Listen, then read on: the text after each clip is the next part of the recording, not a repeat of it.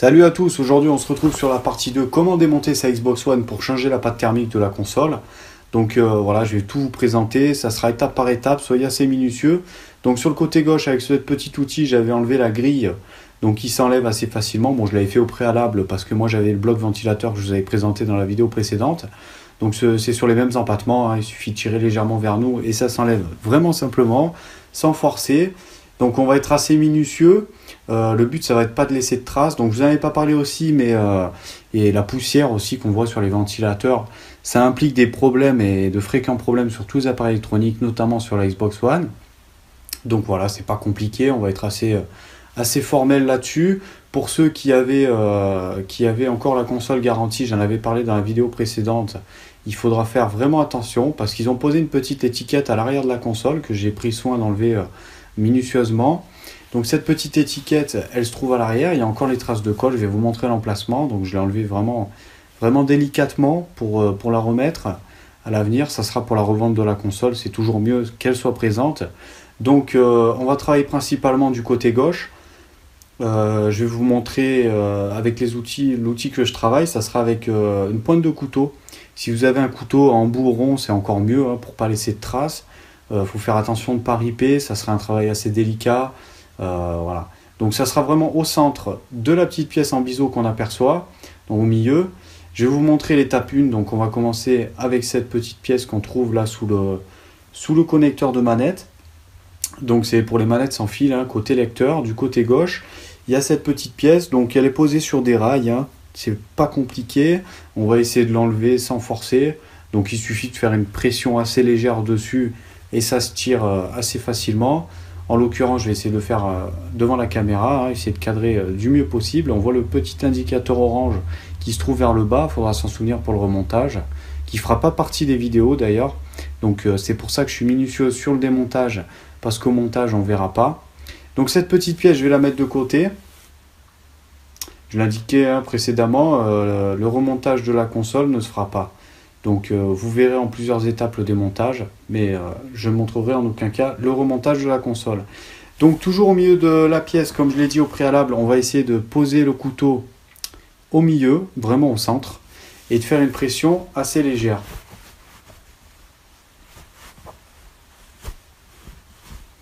Donc voilà, il suffit de positionner le couteau, petite pression de gauche à droite sans forcer. En l'occurrence, il était venu. Voilà, on me voit forcer un petit peu, mais il faut pas y aller comme des malades. Donc le but, c'est vraiment pas de laisser de traces hein, sur les plastiques.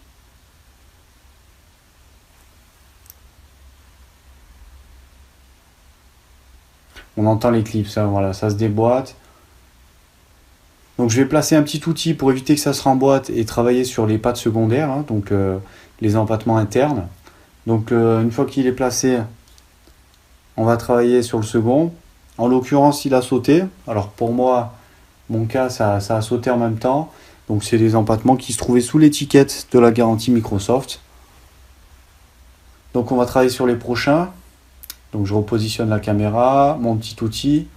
Le prochain, il va se trouver à peu près sous le câble internet. Je vous les montrerai, hein, vous ne faites pas de soucis au fur et à mesure. C'est vrai que c'est pas évident de cadrer, hein, je filme avec un iPhone. Ça me sert de caméra.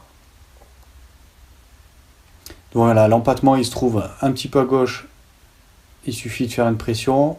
Ça se déboîte au fur et à mesure. Prenez votre temps, soyez minutieux.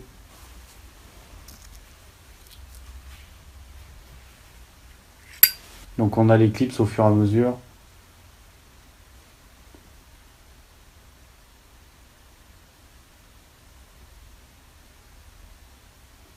Donc le troisième, il va se trouver à peu près sous le câble HDMI pour ceux qui utilisent un câble HD. Donc je vais vous les montrer en direct, hein. Le premier, donc, il était bien sous l'étiquette Microsoft, avec le petit cadenas qu'on aperçoit à peu près pour localiser où c'est. Je vais vous montrer, voilà. Pour le second, je vais tourner la console, comme ça vous voyez bien. Le second, il se trouve à peu près sous le câble internet, hein, un petit peu à gauche. Voilà, il y a le câble optique, câble internet. Donc c'est petit empattement, hein, il suffit de faire une pression très légère dessus. Le capot s'ouvre au fur et à mesure.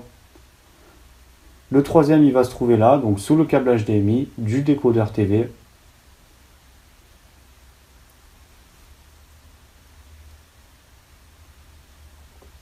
Et le dernier, on ne l'aperçoit pas encore, mais il se trouve bien à gauche, à peu près sous l'alimentation de la console.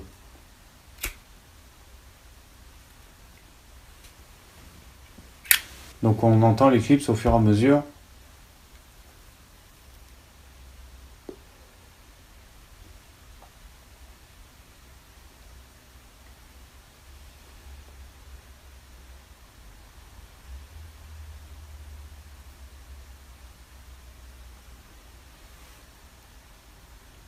Donc voilà, je vais changer d'angle au fur et à mesure. Essayer de vous montrer comment on travaille sur les plastiques. Vous voyez, c'est assez minutieux.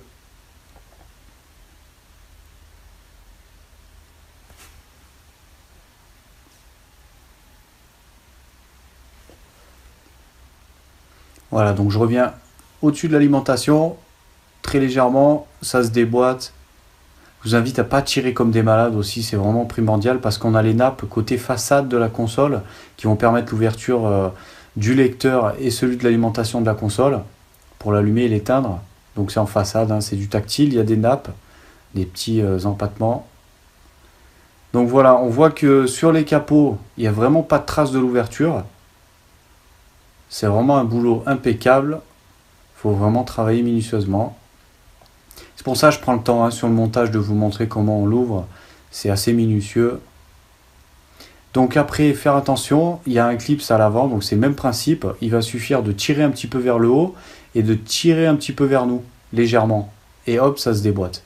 C'est vraiment très simple. Voilà. Donc pareil, hein, ne tirez pas, il y a les nappes, les petits connectiques qui se trouvent en façade.